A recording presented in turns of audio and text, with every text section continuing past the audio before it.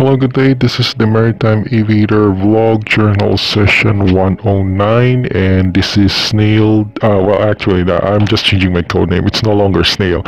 It's now the Furry Archivist. That's my code name right now on this 11 Seaman campaign.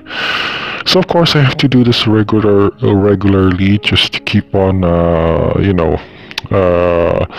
just to keep as well as my mental health check, and at the same time I need to record for historical purposes what's going on inside a shuttle tanker that currently I'm working at. Of course, for security reasons, I will be saying this entry in my local language, Tagalog, because I just want to keep the communications in between Filipino to Filipino, and this communication journal is only meant for my, for security purposes, that I might be saying something that would not be good internationally, so I would just keep the communications between Filipino to Filipino, so I'll just be speaking in my local language. Anyway, so let's begin. So, i-document ko lang dito yung batawag dito yung nangyari sa akin recently. Also, I would just like to make some corrections regarding some information na alam ko dito, just for historical purposes, of course. Now, of course, this is my 109th vlog session.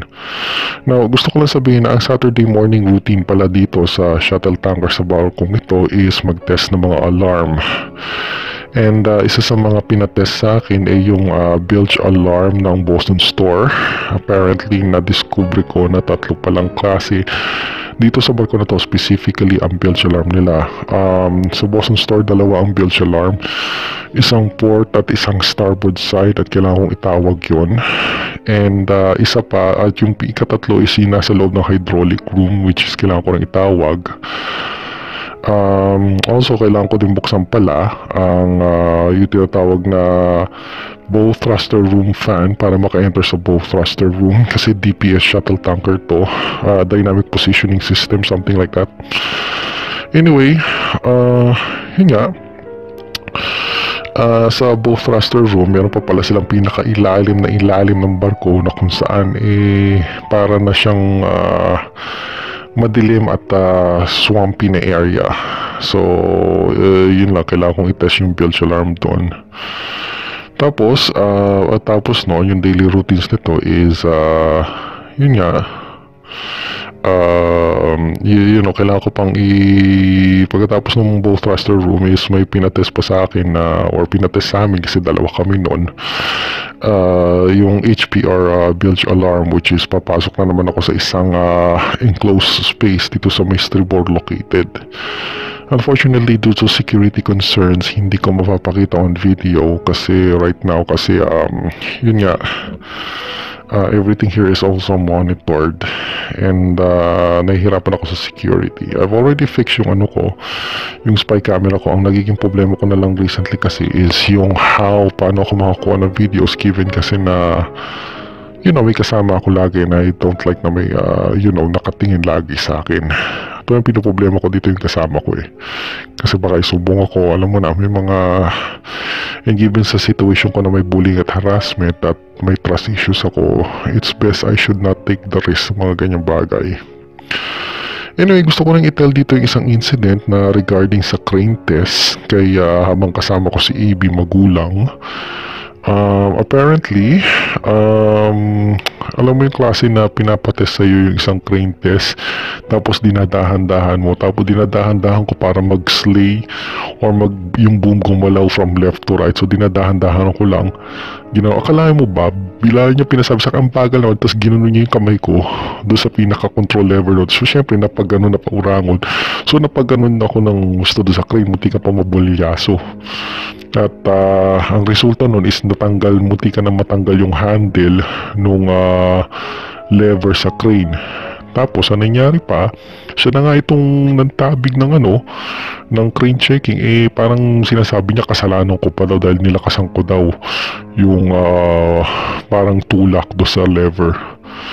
Well, alam mo yung ugali ng mga kasama mong palasuwa sa barko na siya na nga yung may kasalanan kung bakit, parang pinalalabas niya pa na ako yung may kasalanan kung bakit medyo muntikan na matanggal yung lever. Yung to be honest and speaking, hindi naman talaga dapat ako nag-ooperate ng lever, to be honest, OS ako. Pero syempre, gusto niya maging magulang, yung trabaho niya, gusto niyang ipasa sa akin. Ang responsibility kasi sa crane operations is AB, hindi OS. Kaya kung magkaroon ng bulilyaso, kahit OS ang go-operate nun, pinaka parang bulilyaso na mabiblame ang fault ng nun, isang AB na in charge nun. Nakakaasad lang kasi hindi dapat mabubulilyaso yung training or muti ka na mabulilyaso ang training dahil sa kanyang masyadong pagmamagaling. Biro mo si AB magulang, tinulak yung kamay ko. Tapos ano nangyari, sinisisi pa sa akin na hindi ko daw dapat nilalakasan yung tulak sa lever. Well, in the first place, parang hindi niya, alam mo yun, parang pinalalabas niya na akong mali at iniiba pa yung kwento. Nakakaasar lang kasi may mga ugaling seaman na Pilipino na gano'n na pinapalabas niya sa akin na ako pa yung may mali. Samantalang malinaw ang mata ko't memorya ako na tinulak niya yung kamay ko. Pero syempre, like I said, since ang sitwasyon ko is on bullying at harassment situation, hindi ko siya kailangan dapat kontrahin na openly kasi yun nga, baka mapag-initan ako. So, tumahimik lang ako pero sa loob-loob ko alam mo na, nakakaasal lang may mga ganong tao sa barko. So yun, nakakaasal lang yung gano'n na sinisisi pa sa akin yung mga ganong bagay in the sense na, well, siya itong na gano'n But anyway, tapos na ako dyan.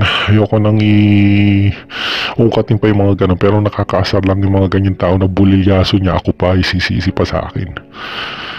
So yun, gusto ko nang i-correct dito one more thing yung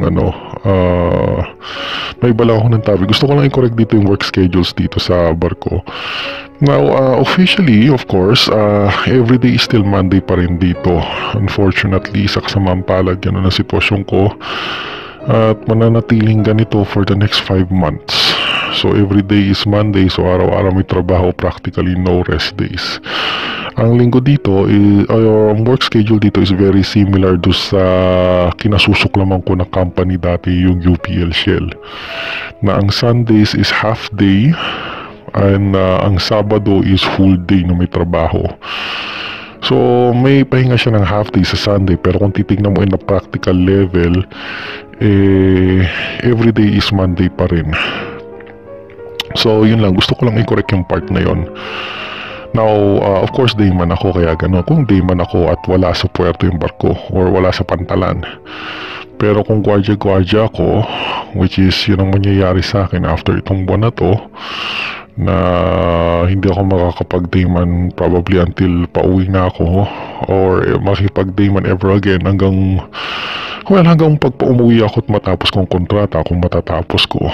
So, it will be a very long time bago ako makapag-dayman. And, yun nga, it's just so sad na gano'n na sitwasyon ko.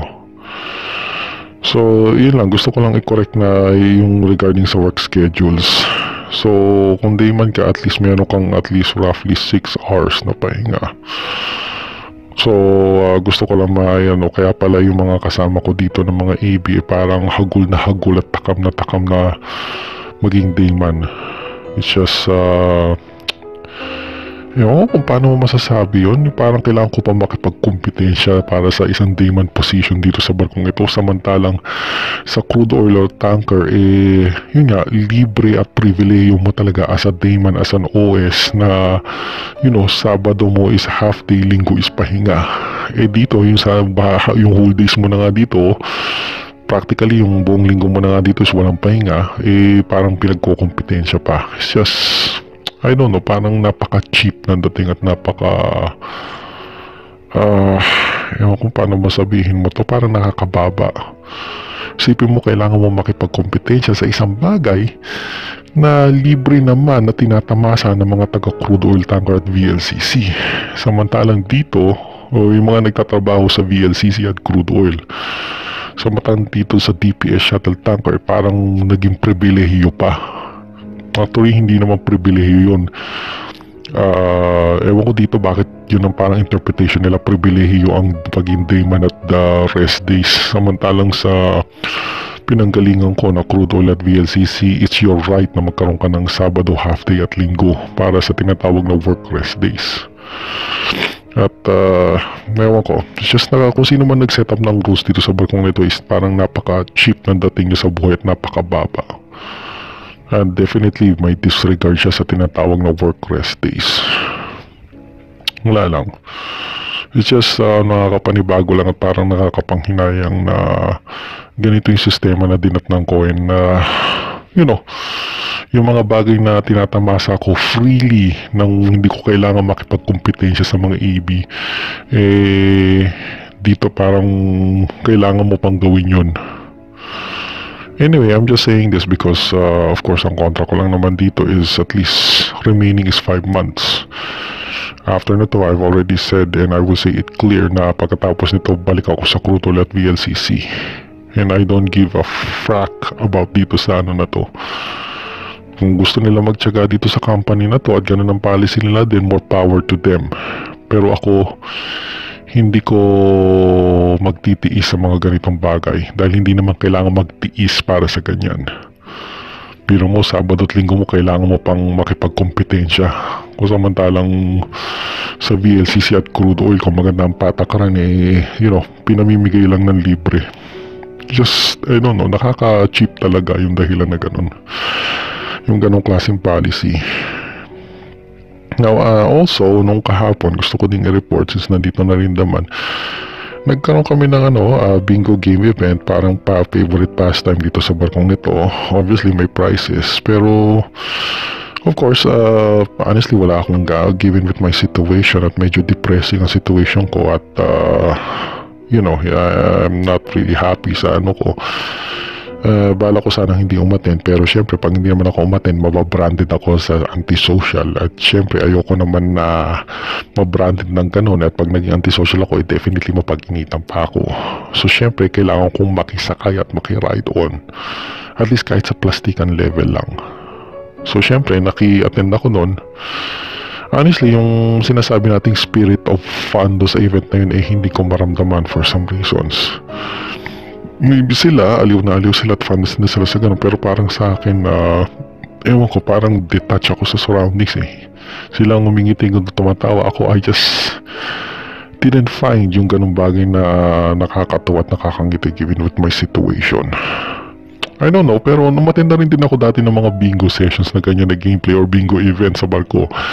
I mean, yung huling kong barko, umattend ako ng bingo sessions and definitely feel ko yung tinatawag nating kasiyahan at nasasayahan talaga ako doon sa event na yon. Pero dito sa barkong ito, sa aking sa aking 11 seaman contract, for some reason hindi ko feel yung sense of fun. Parang detach ako. Actually, hindi nga ako halos ngumingiti nun It's just parang minifeel ko lang, kaya lang ako matino is out of obligation and out of para, hindi ako mapagdiskitahan. Pero hindi ko kinda like feel na umattend sa ganong event. I don't know, medyo siguro iniinda ko pa depressing yung situation ko ngayon. And yun nga. Obviously, yun lang gusto kong sabihin right now. And also, one more thing na gusto kong i-end is, I just want to be quick with this entry. Gusto ko lang din sabihin na, in case na may masamang mangyari sa akin, pinag-iisipan ko na rin yung mga, methods na maisip ko in case na, worst case scenario mangyari sa akin dito. I'm still very worried about this, like I've already said on my journal entries, forcefully being conscripted ako sa work ng EB, considering OS ako. And ang masama pa rin, hindi pa ako kino-compensate para sa ganun na sapilitang work.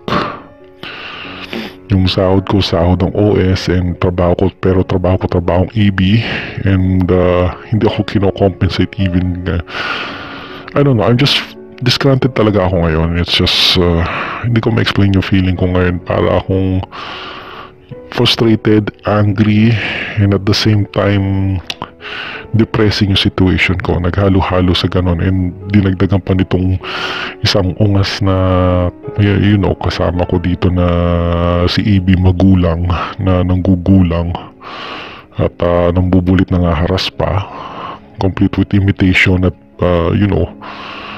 anyway, it's just, alam niyo naman siguro, under pressure ako ngayon. So yun lang, it's just na batawag dito, in case of a worst case scenario, nag-isip na ako ng anong gagawin ko in case may masamang mangyari sa akin as a seaman. Of course, nag-iisip na ako kung anong land base niya ba mag-fit sa akin, and to be honest, sooner or later din naman baka yun din naman ang bagsak ko, maging land base OFW ako in case of worst case scenario befall sa aking seaman career.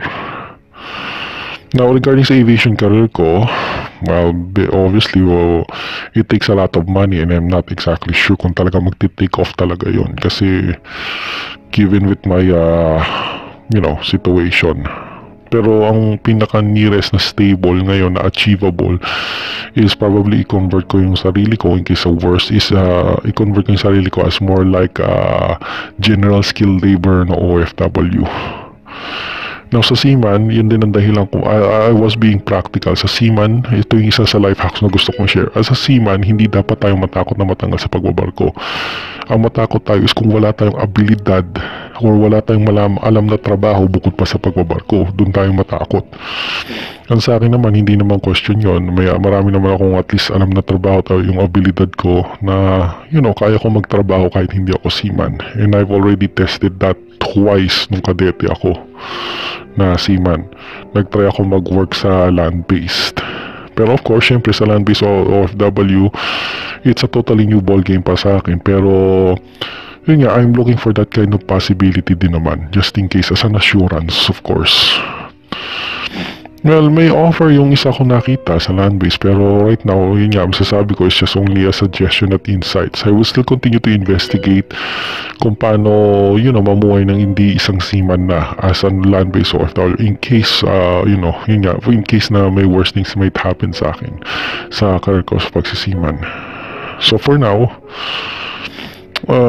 yun lang siguro masasabi ko ngayon sa vlog journal entry ko. I was just being quick, pero yun nga, ano ba tawag dito, may gusto kong sabihin kaso nawala lang ako yun, one more thing din pala regarding sa bullying at harassment regarding sa crane test. Parang napapaghalata ni AB magulang na mayroon akong somewhat distansya sa kanya, na halata niya. Sabi niya kung makipag-usap daw ko is para daw mayroong sense of distance or barrier, or para daw takot in some extent. Honestly, hindi ako takot sa kanya. I just want to correct it on video. Hindi ako takot sa kanya. Pero sa akin, I just want to keep it a professional barrier regarding sa ganyan. Kasi parang kinomit niya, masyado daw akong parang distant kung magsalita. Parang hindi daw tropa-tropa daw. Parang clear distinction lang between isang boss at isang worker. Parang ganun ang interpretation niya. At kailangan ko na magsalita na parang tropa-tropa lang. To be honest, ayoko magsalita. Kahit gano'n sinabi niya, hindi ko siya susundin sa bagay na yun.